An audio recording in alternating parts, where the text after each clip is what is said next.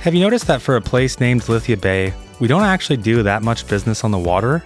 We have a thriving university, a brand new rail network, and a booming population, but we're effectively landlocked, and that is creating a logistical nightmare. While the new rail yard has solved our passenger capacity issues, our industrial sectors are hitting a wall. The timber extraction zones authorized by Tess Mercer are piling up raw logs faster than trucks can haul away. The stone quarries are sitting on massive orders they can't fulfill because shipping heavy aggregate by highway is simply too expensive. We are a coastal city with a massive surplus of goods, forcing everything onto a road network that is already struggling to cope. County Executive Lex Lynwood looks at the balance sheet and sees millions of dollars in potential revenue evaporating at the county line. He knows that if Lithia Bay wants to be a major regional player, it needs a direct connection to global markets. Lex proposes Lithia Bay's very own port. But there's a problem. The only location with water deep enough to make sense is this peninsula. And right now, it's completely inaccessible. There's no existing road network, no rail infrastructure, and no easy way to get there. Engineers argue that connecting it to the city is going to be expensive. Lex insists that money isn't a problem. He argues that the cost of not building it is far higher. So he instructs the department to blast a corridor right along the mountainside for a brand new highway. Alongside that, get to work on a new port immediately. So today, we're going to put the bay in Lithia Bay by building out our very first port. Let's jump in.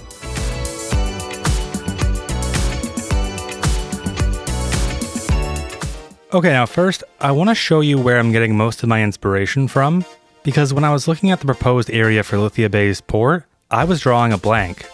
That is until I seen the Tanger Med port in Morocco. What really jumped out to me is how similar the terrain is. It's not flat by any means. There's a highway that runs right alongside the hill, and there's also a bit of distance between the port and the main city. So I believe the main city is over here, and then there's some smaller cities on the side. Now there's a few main components to this port. So we have this giant container section right here. Then there's some warehouses, some storage space. There's a port exit right here, and I only know that because I put it through Google Translate. I have no idea what this is, but down here we have our port authority. We have this big old breakwater, and then we have some rail right alongside it. On the other side, we have a bunch of oil containers, and then I genuinely have no idea what this is. But actually looking a little bit closer, I believe this is some type of ramp. So maybe this is a ferry system for trucks. Down here we have a bunch more containers, another big breakwater, and then we have our port gate entrance. Right above all of this, we have a highway that runs alongside this corridor, and surprisingly, it actually goes all the way up this mountain. And just look at that view. Now with all of this in mind, there's just something that really gets me excited about this layout. So let's get to work. Now to get started with our port, the first thing we need to do is clear all of these trees because they're only going to get in the way. We need to do some terraforming, and that's because I want this highway road over here to wrap itself around the hill and then head directly into our outside connection over here. This will be the main road that the port has access to, so because of that, we're going to need a bit more room. And what I figured I'd do is start with the initial port layout and then work everything else around that. We need a good common ground. And I think the perfect height might just be 538 meters. And I'd like this section of the port to be fairly straight, so we're going to add in a road right alongside here, and now we can just fill all of this in. Alright, there we go, that's a massive chunk of land reclamation, and now I want to work on that first breakwater. So we're going to pull this down, let's say, about 40 units. Now we're going to angle this slightly off from this road, and we're going to do something similar on this side now. And the height on this is just a little bit off, so I'm going to grab all of our port roads and set them all to be the same height. Let's say this height right here. And now we're going to build out a section for our containers. First, I think we're going to have this road run diagonally. And now we're going to send this at a 90-degree angle with this road. And now we're just going to connect these two roads in. And I need to do a quick sanity check to make sure this is looking good. Aside from the overexposed port roads, I think it's looking okay. If I'm being completely honest, the overexposure on these roads is driving me a little insane. Sorry to get off topic. I look over here. You know what? Everything's kind of fine. It's not too bad. But the second I come look over here, boom, you're blinded. Anyways, we're gonna send this down a bit. And I just can't. It's so hard to look at. So what I'm gonna do to fix this temporarily, I'm gonna drop my post exposure down. And it seems like this gives us a somewhat decent middle ground. Okay, no more getting off topic, I promise. Now we're gonna connect these two roads into each other. And this one is gonna continue down. And now we're gonna fill all of this in. We're gonna need one more road. That's just gonna do the exact same movement as this, just on this side of the hill.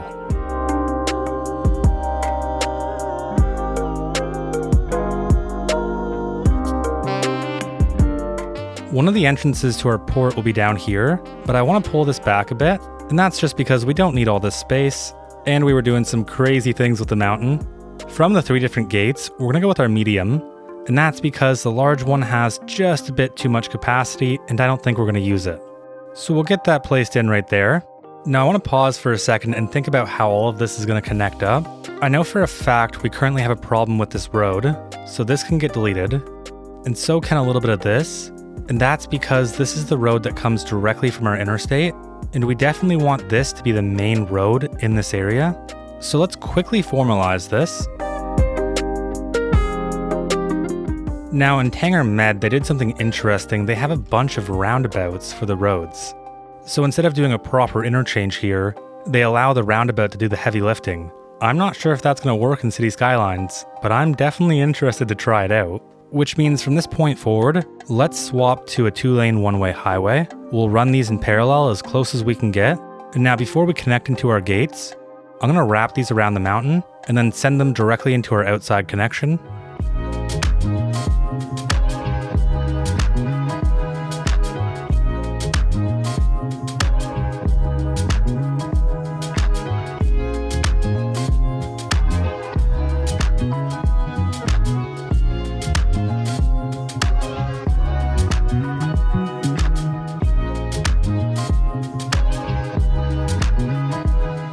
I'm going to pump the brakes here for a second because I have an idea. I think if we rework this angle a little bit, we could definitely get a bridge across from this, and I think that's going to end up looking cool. It'll be expensive, but someone's got to make the hard choices. I'm going to temporarily send this all the way across.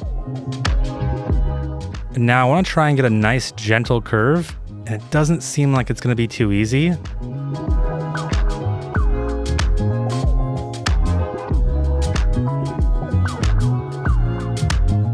Okay, now how did that come out? I don't think it's all that bad. This is an awful idea. This looks so bad. And honestly, there's such an easier movement that we could make. And it's gonna be way more cheaper than doing all this crazy bridge stuff. So all we have to do with this new movement is just make our way down this hill nice and gentle. And of course, there's a tornado, why wouldn't there be? So let's find our top height, and that seems to be right about here.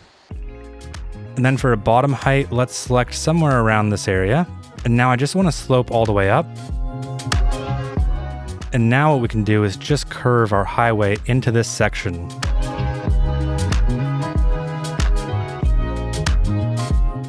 And now let's flatten out everything in front of this highway. That way we have a specific height to work from. And I want to try and keep this as straight as possible, but we are going to have to make a gentle curve in. Now that we have this highway in place, I think we actually need to push back our port gate a bit. And that's because even if we have a roundabout right here, we're still going to need a whole bunch of room to curve down gently. So this time let's add in a roundabout first, and we're going to do that right here. And now we just need to make this a super node. So we'll connect all of our roads in. And now I'm starting to worry about this road and how this road is going to play into everything.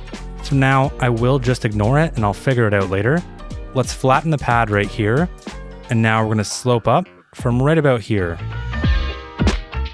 Then right off the bat, I'm going to use a 3-lane 2-way highway.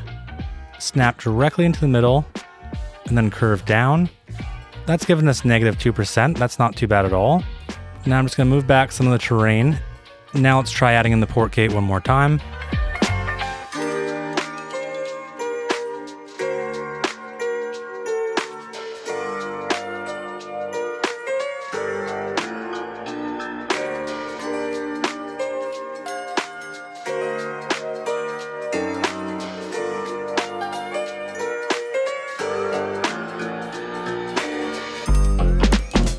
Now, in a perfect world, I'd love to connect this in, but I think for now, I'm just going to stub this off and leave it. Now let's quickly take care of utilities. So we're going to place this small transformer station just at the back of our gate. And now we're just going to connect up with our nearest power line.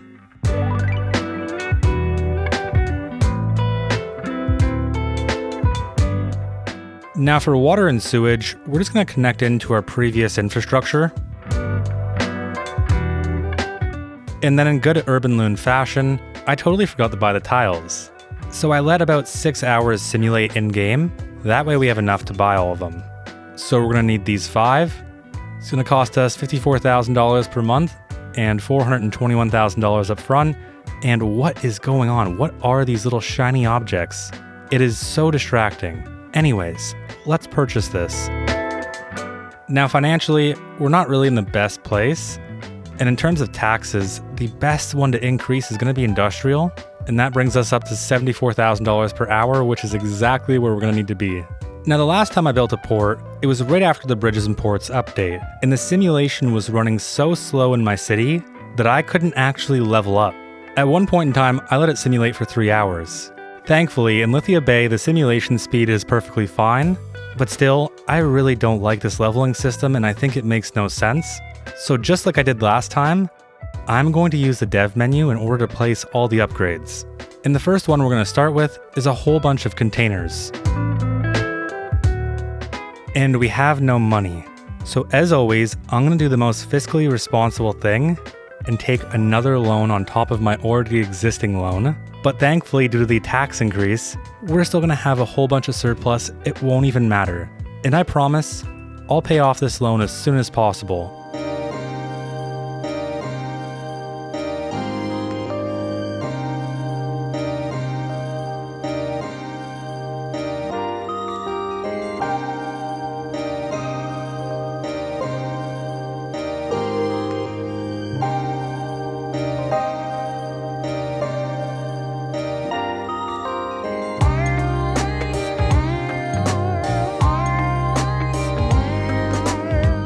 Now I know what you're thinking. First of all, can you get this icon to go away? Yes, we can. We'll just delete that road access right there. But the second thing you're probably thinking is there's no road that connects directly from this side to this side. But I have a brilliant idea. We're gonna force this connection. And that's because I want this container yard to feel dense.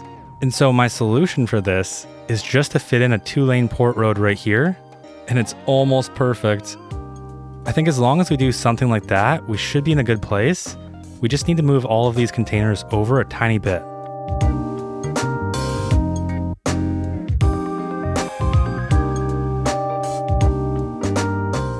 And would you look at that? So much better. Now I think it's finally time to add on the quay walls. I've been ignoring this for too long.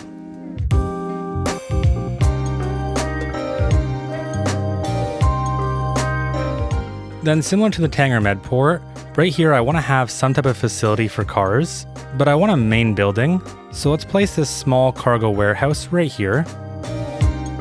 Now one thing that I'm a little bit worried about is whether or not I made this wide enough, because in the Tangermed port there was a small section for loading vehicles. I'm going to try and replicate it by adding in this road. And then let's go to our ships and let's just find one that we can place right beside here. And those are some wobbly boats. Now this isn't going to be a perfect one-to-one replication, but I hope you get what I'm going for. Now I want to quickly make a little bit of a parking section for all the cars, and we'll also add some cars down here as well.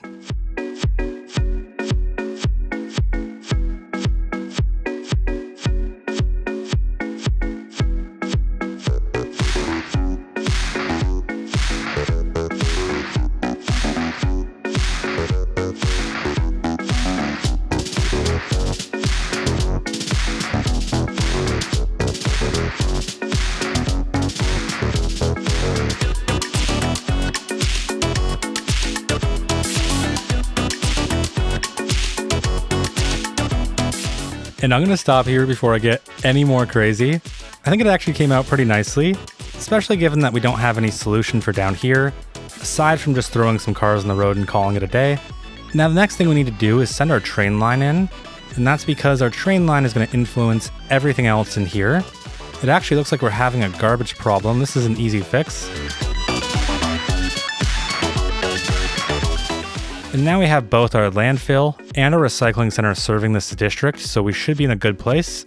Like I was saying, we're going to take our rail, send it over this roundabout, gently make our way down, and the goal is to end up somewhere around here.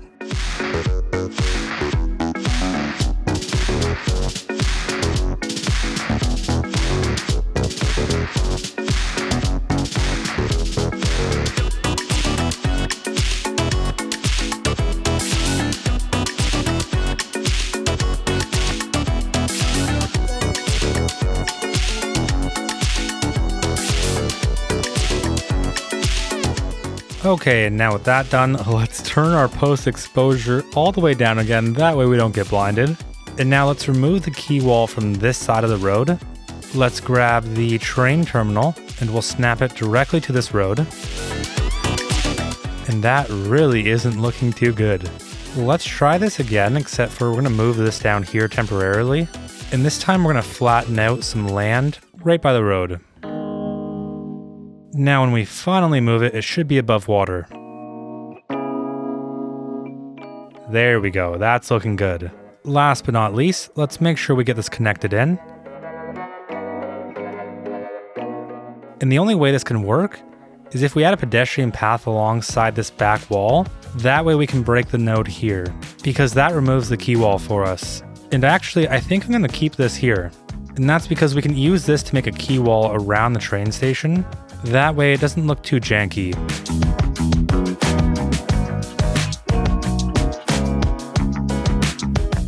Now before we work on this side, let's get our route set up. And that's because we are not leveling whatsoever, and although it's not necessary, I still think it's something that we should do. So let's start by grabbing one of these container cranes, and we're just going to set them down on this road. Now let's take our medium seaway, and we're just going to connect it directly in. And I'm going to turn off all the snappings, that way we don't get the overlapping items. And it seems like we still get it. Now I'm going to try and get real close to this. And for some reason that works, so I'll take it. And this one works on that side, so again, I'll take it. Now I'm not entirely sure how this would work in real life, but I'm going to give a turnaround spot here. And now for the rest of these, we're just going to pull them all the way out and connect into our outside connection. And now we're just going to set up a few cargo routes. The important thing to note is that we're not going to use every single one of these cranes. I just think it looks a little bit nicer with all of them here.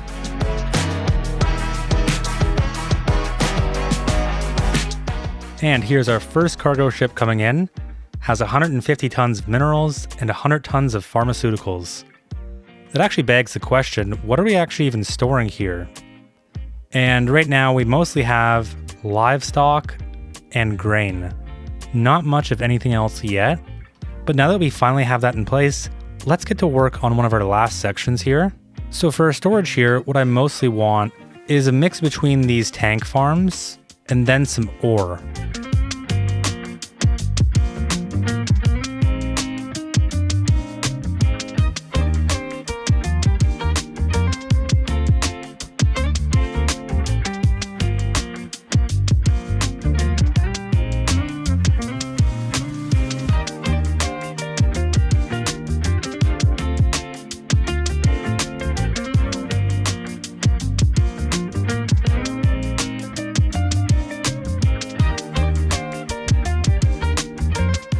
And we are just bleeding money.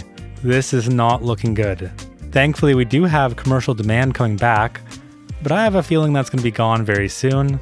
Let's increase our commercial tax 1% more. That way we at least have somewhat of a positive budget. We're also going to reduce our fairly progressive tax system. So we'll bring both of these up to 8%. And that gives us 17,000 per hour, which is a much better place than negative 17,000. I want to add on another entrance and exit. And I just need to know the difference between side gate 1 and 2, because what I'm really hoping for is a one-way only. And it doesn't seem like that's the case. I was really hoping there was one that was only a one-way, but it's not a big deal. So for now, I'm just going to put that there. because then I can leave this menu. Now up here, we need to do a bit of terraforming. So we're just gonna flatten a section out. And now it's everyone's favorite time. It's supernode time.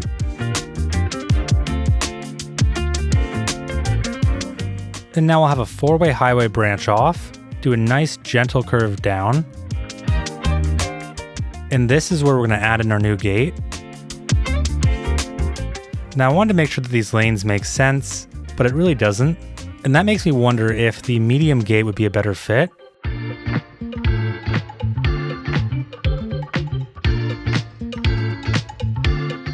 And sometimes I question the choices that are in this game. Why not just have a 4-lane? But it's perfectly fine because we can just upgrade this entire road to be a 3-lane asymmetric. And why are you coming down here? You do realize this connects into nothing, right? Let's help this poor guy out, and we're gonna have 2 main connections. So first, we're gonna have this lane branch off into here.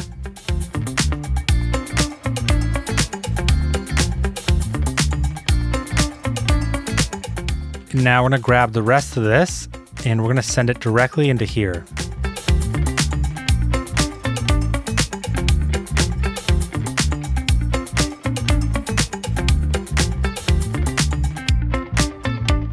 And I wasn't able to make this connection, so instead I just made this one. And this one's perfectly fine because it's still connecting to a road that can distribute all of our traffic, and in this case, directly into all of our containers. Now, I wanted to add a bunch of warehouses, but the warehouses cost $70,000 each, and we're broke somehow. So instead, what I think we should do is place down some of these signature buildings, but the first thing we're gonna need is these 2 tiles, or thankfully just this 1 tile. And that's because I did build an entrance in here, so we have to buy the tile. And finally, we have enough money. Let's purchase this. Now the first one that I want to place in is our cereal mill, and I think that's going to look really nice right here.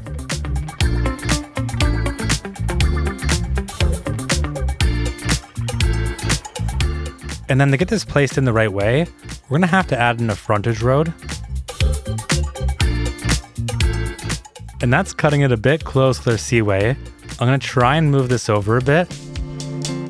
And hopefully that didn't break anything.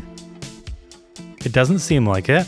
I have a feeling that if I move the seaway over just a little bit more, we'll be able to wrap this entire road around. Let's see how lucky we get. And then I just want to connect this in as well. And it looks like we already have the upgrade. So it's boxing, shipping, and sugar. Demand has been great. Sales have been better. So good that we can't keep up. Expanding into our own logistics hub will give us the greater reach we've been needing. We can also use the extra room to open a new production line to offer our special sugar blasted sugar brand cereal. Really, this is going to give us another boost to our industrial efficiency, which is already pretty high from all of the other supply chain packs that we have. But adding that on has just transformed this little building into something so much grander. I kinda miss the smaller version though. We should be able to place down some of these agriculture storage buildings, and that's really gonna replicate that smaller building's look. I'm tempted to place the switch on and the athletic wear factory somewhere in this vicinity, just because I don't see it happening alongside one of our main roads, but I'll let you guys decide. Should we focus on a small little industrial building somewhere in this area? Maybe even a small little town up here? Or should we put these somewhere entirely different? Let me know in the comments. I do know that we definitely have to add on the customs office, and then we're also going to want the employee canteen and the port security, along with the emergency response as well.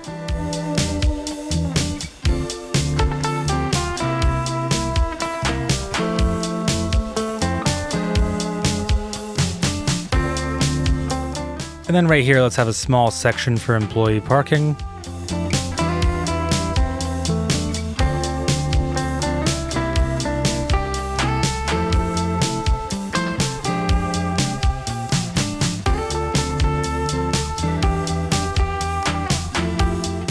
Last but not least, there's just one more thing that we have to do outside of our port, and I bet you thought I forgot. So we have our cargo train station right here.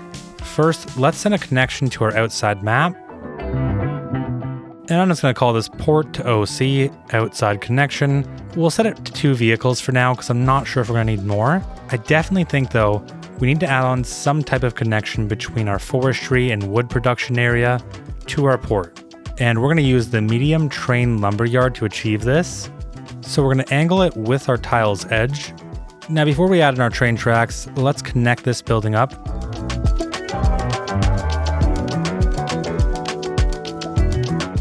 Now let's just get this connected into our train tracks.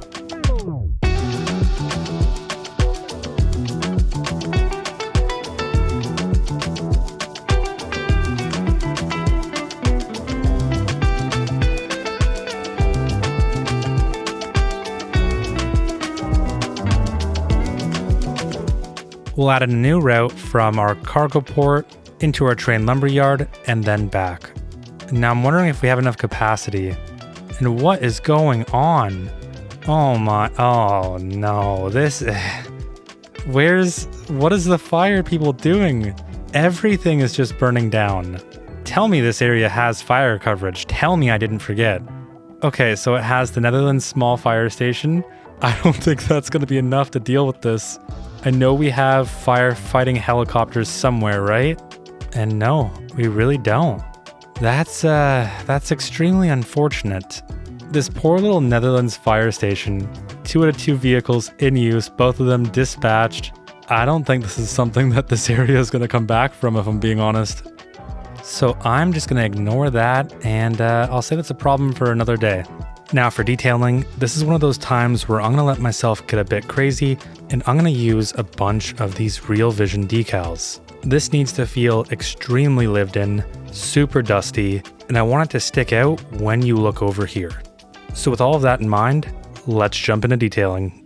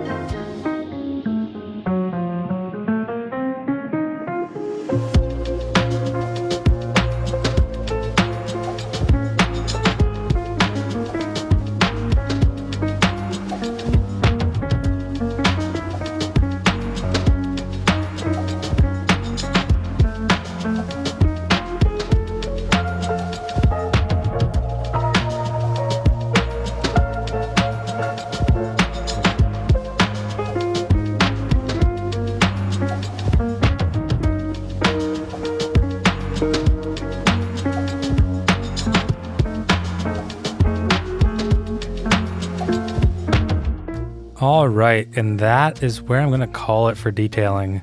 I really tried to speedrun it this time, and that's because it's way too easy to get caught up in small little details that do not matter once you zoom out to about this scale. Take these cars for example. Once we zoom out far enough, they all disappear.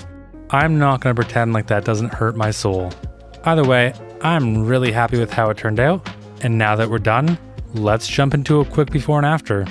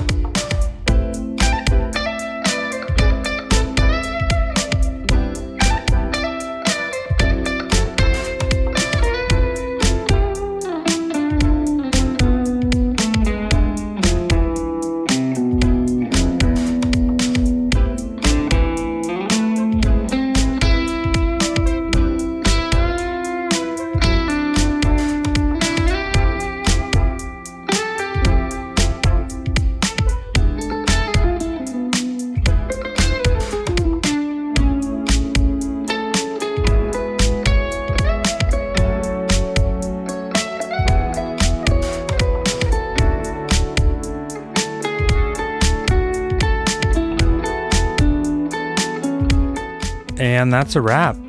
If you made it this far, thanks for watching. I really do hope you enjoyed. Massive shout out to all of our amazing Patreon and YouTube members. Today's shoutouts go to Jake Hill, Gary Key, Deku, and Freya Stark, and to everyone else supporting the channel in any way. Seriously, it's really appreciated. If you want sneak peeks or access to the save files, you can join us over on Patreon or YouTube. If you haven't already, a like, comment, and subscription really go a long way. And other than that, I'll see you in the next one.